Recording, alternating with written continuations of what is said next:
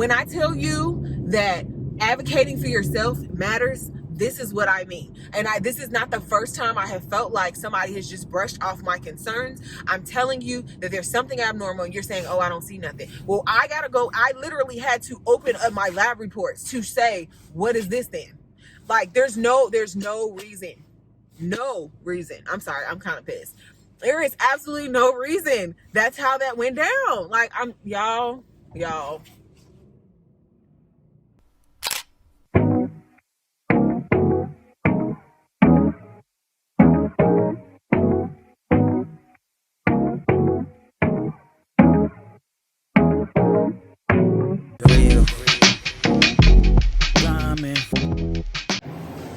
Heading to my first hematology appointment, late as usual.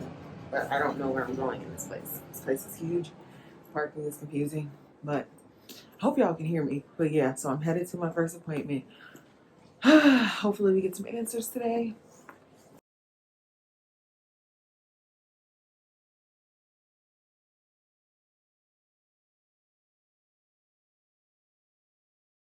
So I am leaving from the hematology office. I don't know if you can hear me, but I'm leaving out of the hematologist office, and I am so pissed and like over it right now. I can't really stop to explain. I'll explain when I get in the car, but I left the office and I feel like I was the doctor, not her. And yeah, I'm gonna explain the full story when I get in the car, but I'm kind of pissed right now. All right, so I am just leaving out of the hematologist office and I'm kind of pissed, guys. Let me kind of start from the beginning. We did IVF in July, got pregnant, had a miscarriage in October at 10 weeks. I didn't have a cause for why it happened. I randomly asked a fertility doctor on Clubhouse, hey, is there anything I should be doing prior to doing IVF again? They asked me to do a repeated pregnancy loss panel. I said, okay, I'm gonna do that. I asked my doctor. They were like, sure, you can do that. They didn't recommend it, but they said I could do it. They wrote a script for it. I did the panel through just like my on-base doctor. They did the labs for me. I got several results came back abnormal ranges for my blood, whatever. I don't know what all the things are. So they said before we can do IVF again, I have to come speak to a hematologist. So I went through all the trouble of figuring out, like, getting the referral. I had to have a referral come from my primary care doctor, not from my fertility doctor. So I had to go through all these hoops to get them to fax the labs back to my primary care doctor. My primary care doctor was acting like they don't understand how technology works. So I literally, instead of receiving the fax the way they asked it to be sent, I had to print it and drive it to my primary care doctor so that they had the results. Then I get the referral information, they send it all off, I find a hematologist. So that process took about a week and a half, just because people don't do their jobs well or the fax machines don't work. I don't know.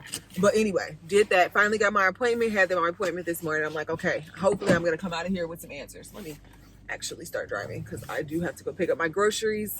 So yeah, I'm thinking, I'm happy that we're finally doing this. And I'm thinking like, okay, we're going to leave here with answers. This is going to be good. Boy, was I wrong. So I go in the hematologist's office and she's basically brushing me off. Like, she's acting like what I'm saying is not making any sense. So I'm telling her I did IVF. I'm telling her that I had a miscarriage. This is my second miscarriage, and that the results of this pregnancy loss panel came back saying that I had some abnormal whatever. And she was like, I don't even know why they do this specific test for people when they have miscarriages, because this has nothing to do with that. Like, that has nothing to do with it. And I'm like, well, clearly, if it's a part of the panel, it matters in some way, whatever. She was like, well, you have a gene mutation for factor 5 Leiden or whatever it's called. She was like, I don't think that it's causing miscarriage. I mean, I don't think it's causing blood clots. It's very slight chance that it's actually causing blood clots, because both of your genes are not mutated, only one. So one of my parents gave me the mutated genes. I don't have it for both.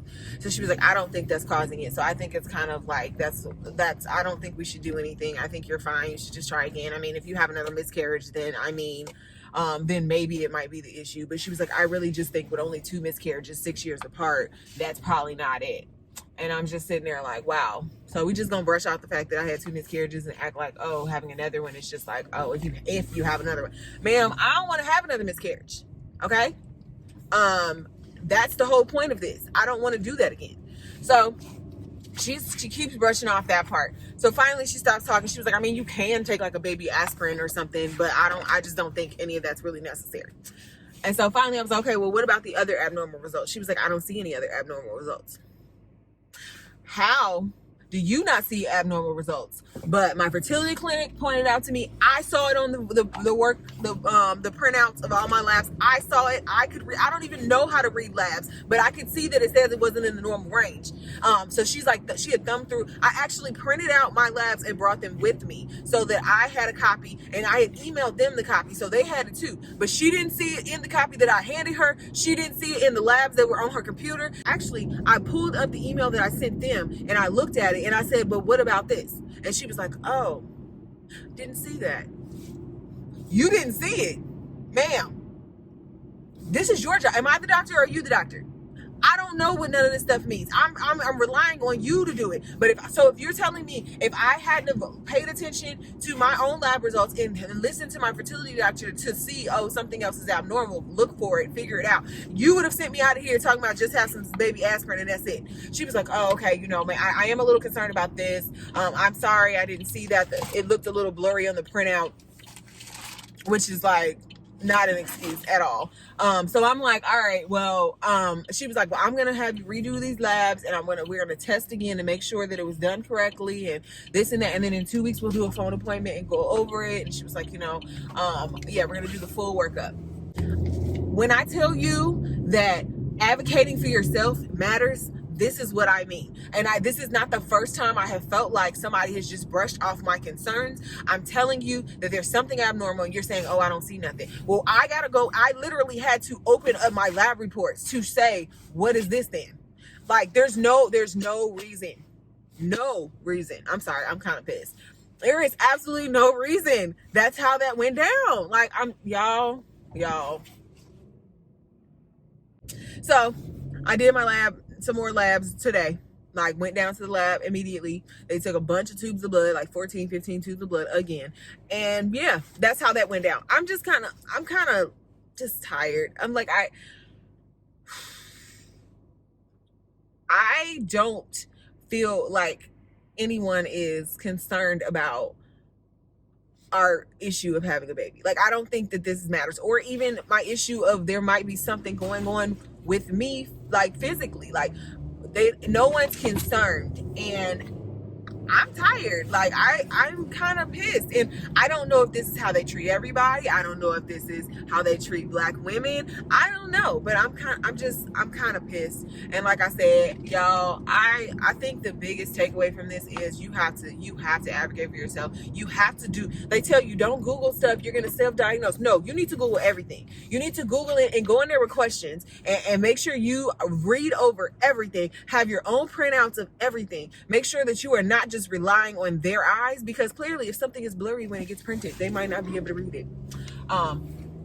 So yeah, I think that's all I have to say.